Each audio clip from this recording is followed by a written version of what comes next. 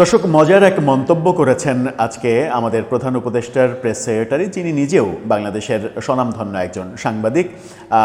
তিনি এএফপিতে কাজ করতেন এবং এএফপিতে সবথেকে চাঞ্চল্যকর যে ব্যাপারটা তার ক্ষেত্রে তৈরি হয়েছিল সেটা হচ্ছে যে বিগত বছর 5 আগস্ট শেখ হাসিনা সরকারের যে পতন, সেই সময়ে শেখ হাসিনা ভারতে চলে যাচ্ছেন এবং তিনি পদত্যাগ করেছেন, এই খবরটা প্রথম কোনো গণমাধ্যমে প্রকাশিত হয়, সেটা বার্তা সংস্থা এএফপি, এবং এএফপিকে তথ্যসূত্র হিসেবে উল্লেখ করেই তারপরে বিভিন্ন গণমাধ্যম খবর করতে থাকে যে শেখ হাসিনা চলে গেছেন। অর্থাৎ শফিকুল আলম সেই লেভেলের সাংবাদিক যিনি শেখ হাসিনার দলের লোক না হয়েও, আওয়ামীপন্থী না হয়েও আওয়ামী লীগের একেবারে অভ্যন্তরে এত শক্তিশালী সোর্স তার ছিল যে সেই খবরটা তিনিই প্রথম পেয়েছিলেন। সেরকম একজন জাদ্রেল সাংবাদিক তিনি আজকে মন্তব্য করলেন, যদিও এই ব্যাপারে তার বিগত 15 মাস ধরে বিভিন্ন ধরনের পজিটিভ অবস্থানই দেখেছি। সেটা হচ্ছে মব ব্যাপারে তিনি সবসময়ই পজিটিভ অবস্থান ব্যক্ত করেছেন। মবকে মব হিসেবে তিনি স্বীকার করেননি, মবকে প্রেশার গ্রুপ হিসেবে দেখার চেষ্টা করেছেন।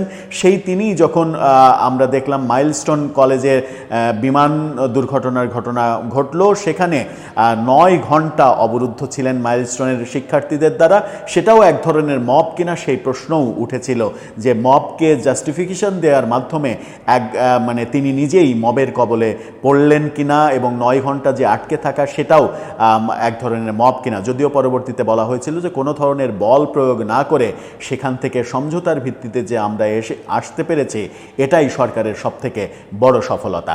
সেই শফিকুল আলম আজকে একটা অনুষ্ঠানে, রাজধানীতে একটা অনুষ্ঠানে তিনি যে দাবি করেছেন, সেই দাবিটা সিগনিফিক্যান্ট দাবি, এবং অনেকের কাছে দাবিটা হাস্যকর মনে হতে পারে, এবং অনেকের কাছে দাবিটা গ্রহণযোগ্য মনে হতে পারে, অনেকের কাছে এটাও মনে হতে পারে যে শফিকুল আলম রাষ্ট্রের যে দায়িত্বে, সরকারের যে দায়িত্বে আছেন, সেই দায়িত্বে থেকে এই ধরনের কথা না বললেও বোধহয় পারেন, কিংবা এড়িয়ে গেলেও পারেন। তিনি কি বললেন? তিনি মূলত মবকে আওয়ামী দোসরদের সঙ্গে মিলিয়ে বলার চেষ্টা করলেন যে যারা আওয়ামী দোসর তারাই মূলত মবকে ভয় পায়, অন্য কেউ মবকে ভয় পায় না। তার মানে হচ্ছে যে মবকে একটা পজিটিভ ব্যাপার হিসেবে এই কথার মাধ্যমে যদি প্রতীয়মান হতে আমরা দেখি, তাহলেও কিন্তু অবাক হওয়ার কিছু থাকবে না। সেই আলোচনাই করব যে তিনি কি বললেন আজকে। মব এবং সাংবাদিকতা, বাংলাদেশের গণমাধ্যমের স্বাধীনতা, অনেক কথা বললেন যেগুলোর সঙ্গে বাস্তবতার কতটা মিল, সেগুলো আমরা খুঁজে দেখার চেষ্টা করব। এই ভিডিওতে থাকবেন পলিটিক্স টিভির নিয়মিত আয়োজনে।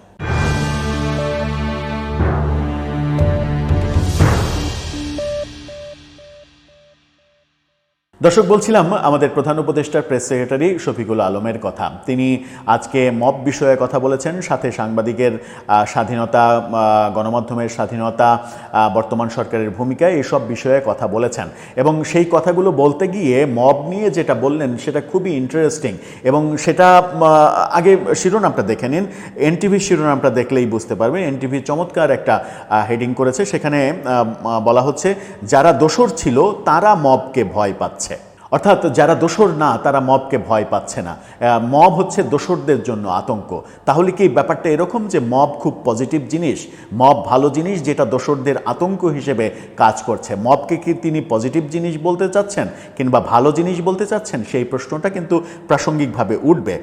প্রধান উপদেষ্টার প্রেস সচিব শফিকুল আলম বলেছেন, যারা সেই সময় আওয়ামী শাসনামলে দোসর ছিল তারা মবকে ভয় পাচ্ছে। আজকে এক অনুষ্ঠানে, গণমাধ্যমের স্বাধীনতা বিষয়ক এক অনুষ্ঠানে তিনি এই মন্তব্য করেন।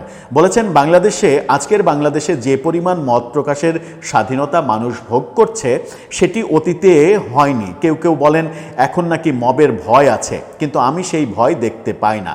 অর্থাৎ তার ব্যাপারে তো আর মব হচ্ছে না, তিনি সেটা বলতে চাইছেন। তিনি বলছেন যারা সেই সময় দোসর ছিল তারা মবের ভয় পাচ্ছেন, তারা হয়তো অতীতের অন্যায়ের অংশ ছিলেন, তাই তাদের মধ্যে সেই ভয় কাজ করছে।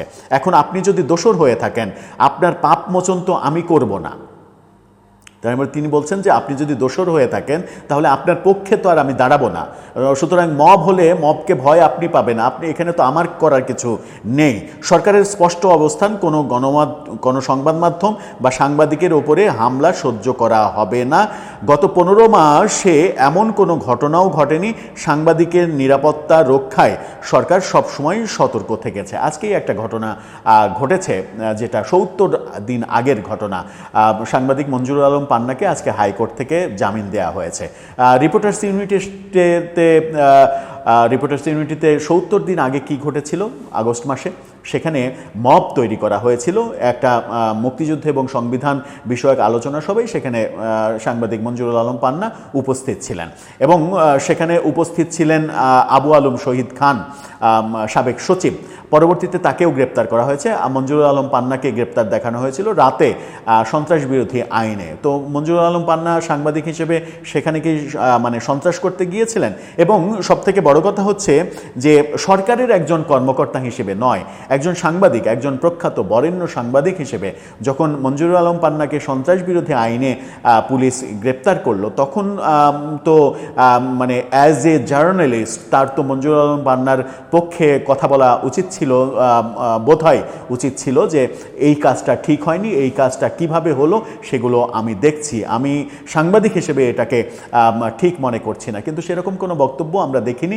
এই প্রসঙ্গে প্রশ্ন করলেই তিনি ব্যাপারগুলোকে এড়িয়ে যেতে চেয়েছেন এবং বলেছেন যে পুলিশ তার মতো করে করেছে, সেখানে তো সরকার কোনো কিছু করছে না, পুলিশ করছে। পুলিশ কার অংশ সেই প্রশ্নটা তো করলে মানে ব্যাপারটা একেবারে কেমন যেন হাস্যকর হয়ে যায় যে পুলিশ কি সরকারের অংশ নয় কি না, পুলিশ কি স্বাধীন কোনো কমিশন, মানে স্বাধীন কোনো মানে দুদক যেমন স্বাধীন প্রতিষ্ঠান, বলার উপায় আছে যে দুদক তো সরকারের কিছু না, কিন্তু পুলিশকে কি সেটা বলার কোনো অপশন রয়েছে? পুলিশ তো সরকারের মানে কর্মচারী, সরকার যেভাবে বলে পুলিশ সেভাবে অ্যাক্ট করে, সেটাই তো নিয়ম। শফিকুল আলম আরও বলেছেন বাংলাদেশের সাংবাদিকতার ইতিহাসে এমন একটা সময় ছিল যখন সাংবাদিকতাকে পেশা হিসেবে ভয়াবহভাবে তলানিতে নেমে গিয়েছিল। বিশেষ করে আওয়ামী লীগ আমলে সাংবাদিকতার মান, নীতি ও নিরাপত্তা সব কিছুই প্রশ্নের মুখে পড়ে। এটা খুবই সত্য কথা। আওয়ামী লীগের আমলে সাংবাদিকরা বেশিরভাগই আওয়ামী লীগের চাটুকারিতা করেছে, আওয়ামী লীগের পক্ষে দাঁড়িয়ে এক ধরনের তেল মারার চেষ্টা করেছে। সেটা তো মানে আপনি যতটা আওয়ামী লীগের দোষ দিতে চাইবেন তার চাইতে আপনি সাংবাদিকদের চরিত্র নিয়ে কথা বলতে পারেন যে তারা এই ধরনের কাজ করছে কেন। এখন ব্যাপার হচ্ছে যে যখন আপনিও সরকারের একজন কর্মকর্তা হিসেবে আপনার প্রথম পরিচয় হচ্ছে আপনি একজন সাংবাদিক, কিন্তু আপনি সরকারের কর্মকর্তা হিসেবে অনেক কিছুই তো সাংবাদিকের দৃষ্টিতে দেখতে পাচ্ছেন না, সেটাও একটা বড় ব্যাপার। সেখান থেকে কর্মকর্তার জায়গা থেকে বেরিয়ে এসে, যেমন মঞ্জুরুল আলম পান্নার কথা বললাম যে তাকে গ্রেপ্তার করা ঠিক হয়নি, এই স্ট্যান্ডটা তো আপনি নিতে পারতেন, কিন্তু নিতে পারছেন না। এরকমটাও হয়তো বিভিন্ন প্রতিষ্ঠানে চাকরি করার জন্য বিভিন্ন সাংবাদিক কিংবা নিজের স্বার্থ হাসিলের জন্য বিভিন্নভাবে সরকারের চাটুকারিতা করেছে। সেখানে সরকারের যতটা না দোষ ছিল, সরকারের তো অবশ্যই দোষ ছিল, সরকার গণমাধ্যমকে নিয়ন্ত্রণ করার চেষ্টা করেছে, নানাভাবে নিয়ন্ত্রণ করার চেষ্টা করেছে, এটা তো সত্য কথা। আওয়ামী লীগের আমলে, শুধু আওয়ামী লীগের আমলে না, বিভিন্ন সময়ে যখন যে সরকারে আসে তখন সে সেইভাবে গণমাধ্যমকে নিয়ন্ত্রণের চেষ্টা করে, গণমাধ্যমকে নিজের পুতুল হিসেবে ব্যবহার করার চেষ্টা করে। সেই চেষ্টাটা কি এখনও হচ্ছে না? যদিও মানে তিনি বলছেন যে গত 54 বছরে বাংলাদেশের ইতিহাসে এখন যেভাবে সাংবাদিকরা স্বাধীনতা ভোগ করছে, গণমাধ্যম স্বাধীনতা ভোগ করছে, সেই স্বাধীনতা গত 54 বছরে কখনো মানে ভোগ করেনি, এই কথা তিনি বলছেন। কিন্তু বাস্তবতা একটু বোধহয় ভিন্ন। বাস্তবতা একটু ভিন্ন, মানে সাংবাদিকদের ঢালাওভাবে অ্যাক্রিডিটেশন কার্ড বাতিল করা, প্রেস ক্লাবের মানে সদস্যপদ চলে যাওয়া, উপদেষ্টাকে প্রশ্ন করার জন্য 3 জন সাংবাদিকের চাকরি চলে যাওয়া, এই যে মঞ্জুরুল আলম পান্নাকে সন্ত্রাস বিরোধী আইনে গ্রেপ্তার করে জেলে দেওয়া, টকশোতে সরকারের সমালোচনা করার জন্য আবু আলম শহীদ খানকে গ্রেপ্তার করা, এই ব্যাপারগুলো চলছে।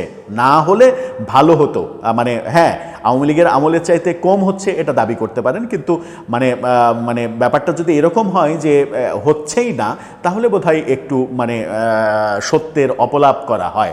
আবার মানে আপনি একজন সাংবাদিক হিসেবে, একজন প্রখ্যাত সাংবাদিক হিসেবে, এবং সাংবাদিকদের যখন আইডল হওয়ার কথা আপনার, তখন সাংবাদিক এবং টকশোতে যারা ফ্রিলি কথা বলেন তারা, মানে 2 জন সাংবাদিক যেমন মানে আনিস আলমগীর এবং এবং মাসুদ কামাল, সাথে জনপ্রিয় উপস্থাপক আব্দুল নূর তুষার, এই তিনজনের একটা নিউজ শেয়ার দিয়ে আপনি ফেসবুকে লিখে দিলেন 3 স্টুজেস। এই তাদের সমালোচনা করছেন, কারণ হচ্ছে যে তারা কখনো আপনার সমালোচনা করছে, কখনো সরকারের সমালোচনা করছে। তো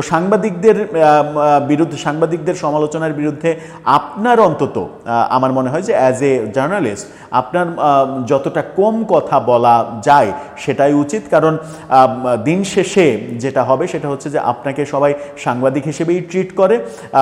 যেমন এই যে মবের ব্যাপারে বিভিন্নভাবে যে মবের পক্ষে এক ধরনের জাস্টিফিকেশন তৈরি করা, যে মব না, এটা প্রেশার গ্রুপ। আজকে আবার বললেন যে মবকে তারাই ভয় পায় যারা আওয়ামী লীগের দোসর, তারা ছাড়া মবকে ভয় পায় না। এই কথার মাধ্যমে যদি কেউ এটার সংজ্ঞায়ন করার চেষ্টা করে যে তাহলে কি আপনি মবকে ভালো জিনিস হিসেবে, মানে মবকে পজিটিভ অ্যাপ্রোচ হিসেবে, পজিটিভ মুভমেন্ট হিসেবে দেখতে চাচ্ছেন, যে এই পজিটিভ মুভমেন্টটা শুধুমাত্র দোসরদের জন্য আতঙ্ক তৈরি করছে? মব তো আইনের বিরুদ্ধের একটা মুভমেন্ট। তো আইনের বিরুদ্ধের একটা মুভমেন্টকে সরকারের অবস্থান থেকে কিংবা একজন ইন্টারন্যাশনাল জার্নালিস্ট হিসেবে সমর্থন করাটা, পরোক্ষভাবে সমর্থন করাটা কতটা মানে ঠিক আর কতটা ভুল, সেই প্রশ্নটা উঠবে। আর সেই প্রশ্নটা হবে কি, যে একজন সাংবাদিক হিসেবে আপনি বিতর্কের মধ্যে পড়ে যাবেন। সরকারের দায়িত্ব পালন শেষে আবার হয়তো আপনি সাংবাদিকতায় আসবেন, আবার ওই সাংবাদিক, এই তো আপনার কমিউনিটি তো খুবই ছোট কমিউনিটি, এই সবাইকে নিয়েই কাজ করতে হবে, সবার সঙ্গে ওঠা বসা করতে হবে।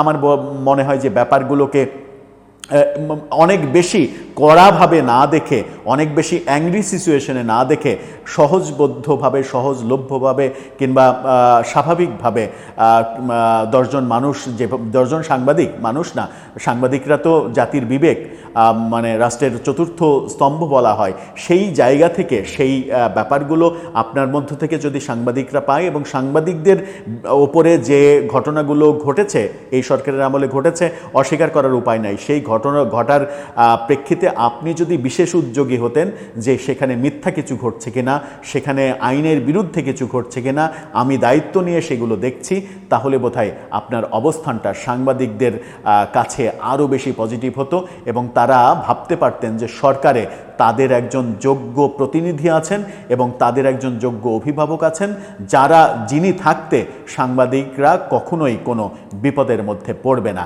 একজন উপদেষ্টাকে প্রশ্ন করার জন্য টেলিভিশন চ্যানেল কোনো সাংবাদিককে বরখাস্ত করবে না।